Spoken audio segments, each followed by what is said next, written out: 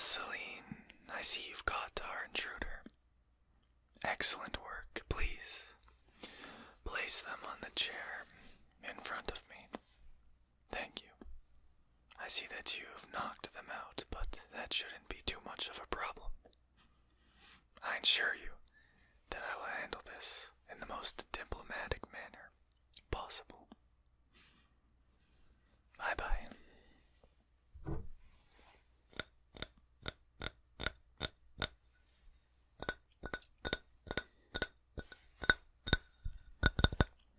Hello. You've awoken. Don't mind me. I was pondering whether or not to have a little snack, but seeing as you've now joined us, it would be rude of me to eat in front of our new esteemed guest. Now, before you say anything, allow me to ask you, do you remember why you are here, or even where you are?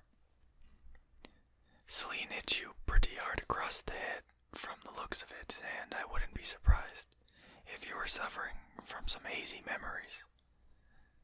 You're having a bit of trouble remembering. Well, when my guards caught you strolling around the outside of my manor, we found some, you could say, interesting items in your possession, and perhaps if I show some of them to you, it will jog your memory. Does that sound like a plan? Okay then. When you were apprehended, you were carrying this bag. And inside of this bag were many items which appeared to be in your possession for the purpose of harming myself or one of my colleagues. It's starting to come back to you now. Yes. Don't worry. We've dealt with vampire hunters many times before. In fact, I have a special offer for you, which I think you might be inclined to take. Of course, you could refuse, although I'm not sure you would be too happy with the alternatives. So, would you be willing to parlay with me, and perhaps we can reach a mutually beneficial decision on how this meeting between us should end? Thank you. I'm glad that you said yes, and I had a feeling that you would. Oh no. Do not worry. No harm will be coming of you tonight. No, I would not hurt someone who has agreed to speak with me.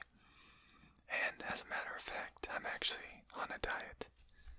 Yes, I know that it might sound strange or foreign to you, but vampires do go on diets for varying reasons. In my case, it's because I wish to attempt to minimize the amount of distress or harm that I cause to the humans in the land around my manor.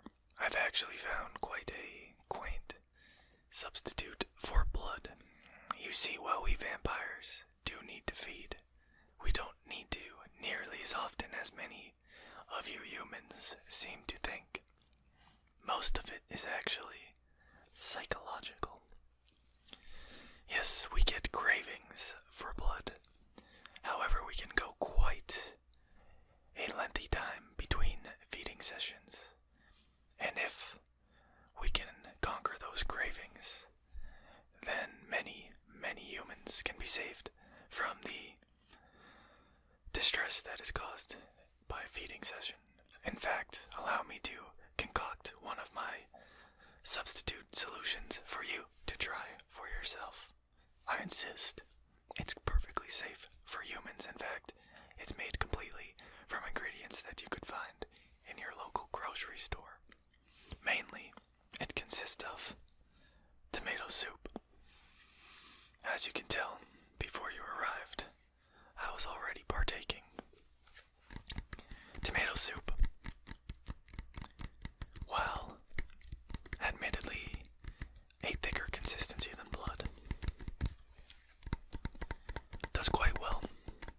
satisfy the cravings for blood once you get used to it. Add a little water, heat it up, and it is a perfect solution to conquer those cravings. You see, if you can trick your mind into believing that you are drinking blood, it's much more effective than you would guess in reducing our hunger.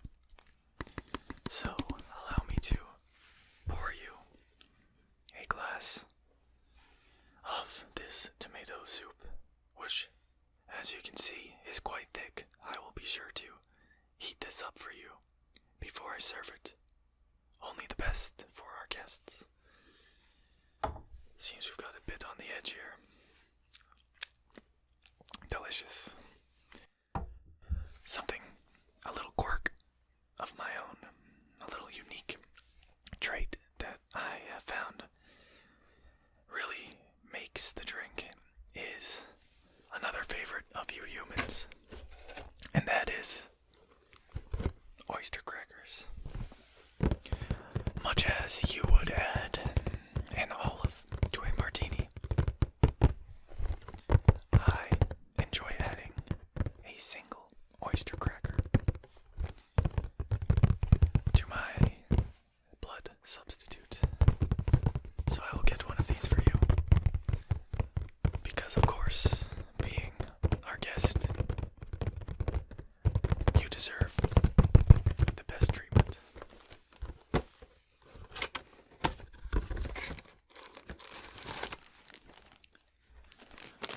They come in these packages, which is quite handy.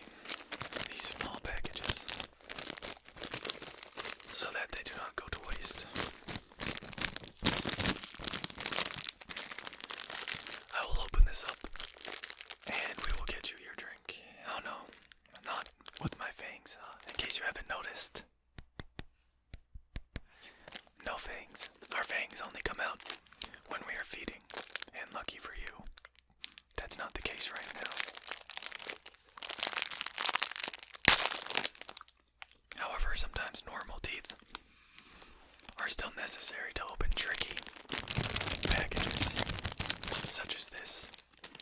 So let me get you your oyster cracker. And we'll just plop it right in there, like so. And we will have this heated up for you, and you can enjoy it while we continue our conversation. No, I really do insist. Please, try this. Now, I'm sure you're curious why I have decided to spare you, and why I'm being so kind to someone who came to my manor with the intention of harming either myself or my friends. And the answer to that is quite simple. By showing you certain habits, which I'm trying to get the vampire community as a whole to adapt. Habits which will lessen the suffering of humans and improve the way that we vampires interact with you. I'm hoping that by teaching you these, you can go to whichever group or organization sent you and tell them that we really are not as bad as you seem to think we are. Because you see, while most of the time we do thwart vampire hunters' attempts, quite easily I might add, every once in a while, one of you seems to slip on by, and even one or two harmed vampires are too many. So, in exchange for this knowledge and sparing your life, I expect you to make your best effort in improving the vampire-human relationships from your side. Are we agreed? Wonderful.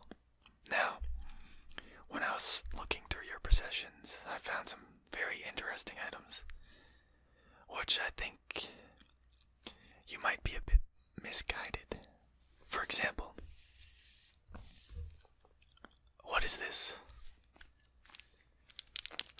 It appears that this is some sort of bad pun, but you insist that you were told to strike me with a stake.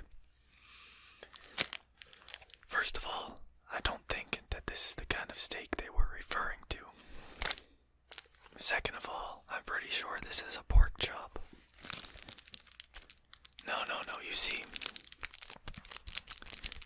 there's many mythical stories and tales out there which detail methods in which to dispatch of vampires, and many of them, if not most of them, are actually false. And even if you had brought the proper steak instead of this meat, it would not have been effective.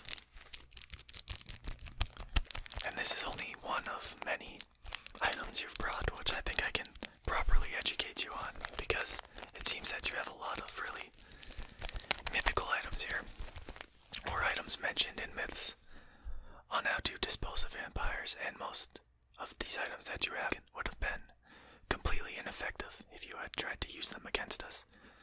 So, in order to prevent you from making a fool of yourself in the future and possibly getting yourself killed, I will go through these items with you, and we can talk about their accuracy or lack thereof when it comes to vampire slaying. Of course, I will not be telling you any items that actually would be effective. I think that would be taking our newfound alliance a little too far. However, this would be a nice gesture of goodwill, and hopefully you can return it soon in the future. So, let's address one of the most obvious false weapons that you have with you today. It appears that you thought garlic would be an effective weapon. I've always found this to be quite the laughable rumor that little pieces of garlic could somehow harm us. Almost any food that you can imagine has no effect on the vampire species whatsoever, neither positive nor negative, and garlic is included in that. I'm not sure where the rumor was started that we had some sort of weakness to this. It's kind of a joke among us, just the absurdity of it all. It does have a smell that can be quite unpleasant. That, I will admit, that is about the extent of the harm that it does to us. I'm guessing you would like this back. Your agency gave this to you and told you that it was a very expensive and rare vampire hunting weapon. Well, then it's probably best that I do give it back to you. So I'll just put it to the side here. Similarly, garlic spray. Now, ingesting garlic has no effect on us, so spraying it on our skin is certainly an ineffective attack as well. If you would like some proof, allow me to demonstrate. As you can tell, I have not melted. I have not burst into flames and turned into a pile of ash. I am still here speaking to you, completely fine. So hopefully, that can be the beginning of the end of all those silly garlic rumors out there. Now, this next item, I can understand why you might think it would be a little more effective. A silver knife. You know, I'm actually quite impressed. You would be surprised how many fools came up to my door with a full-sized silver blade just on their hip and thought that they could just strut on in, unobstructed, and harm us however they wished. It didn't end well for a single one of them. But as you can see, I'm touching this silver quite a lot, and it is not harming me in any sort of way. This is another myth that is inaccurate. Silver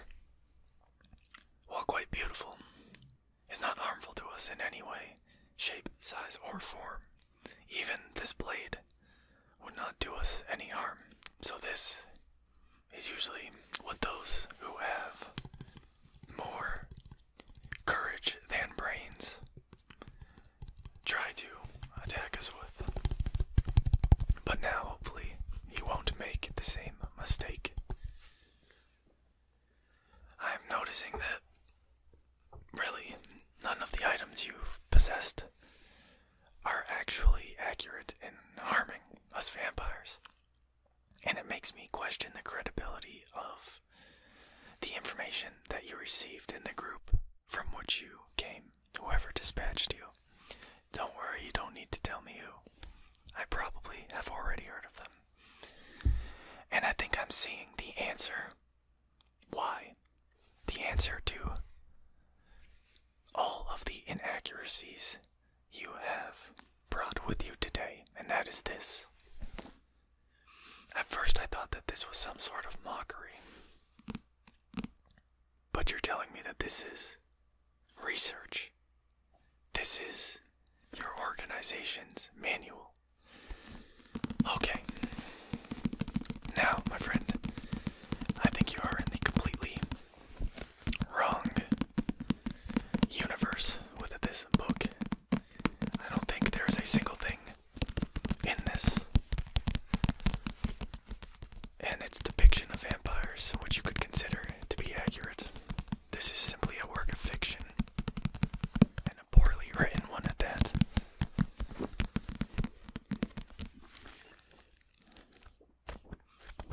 I'm flipping through it, and yes, I can read every single page that quickly. And I'm not seeing a single fact. All rumors, speculation, myths, nothing in this book is accurate, nothing at all.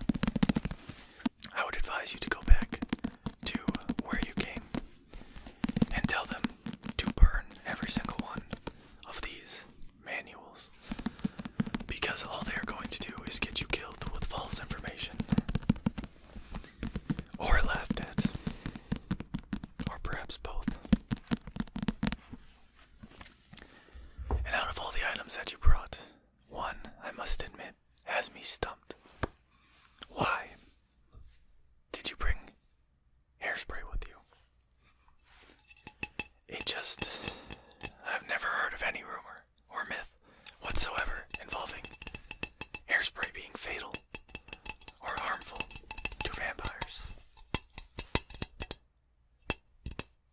It's another piece of information that you picked up from this book. You were going to attempt to bribe your way in to my manor by giving a vampire this bottle of hairspray, as if we regard hairspray as some sort of liquid gold. Once again, this has led you astray. You most certainly would have been killed, and you would have offended one of us greatly in the process. We are creatures of the night, but that does not mean that we always dress up and present ourselves as if we are going to some 80s nightclub. Very, very silly pop culture rumor, as many pop culture rumors are. Now I'm looking at all the items that you have brought, and I think we have covered them all. None of them are truly harmful to us, so I think I will allow you to bring them all back. But I will be hanging on to this. The less of these that are in public circulation, the better. When you return to your organization, I hope that you can tell them of the way you were treated today in such a kind and hospitable manner. I hope that you will show them, or tell them at least, of the alternative that we are working on to greatly reduce the occurrences of human attacks and feeding sessions.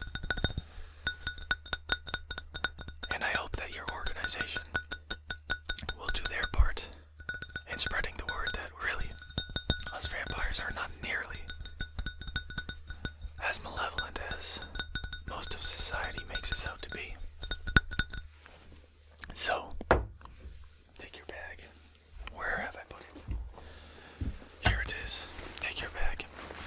Fill it with your somewhat amusing possessions. And be on your way. Just know that if you do not fulfill your end of the bargain, perhaps things won't turn out so well for you in the end after all. So, thank you very much for your unanticipated visit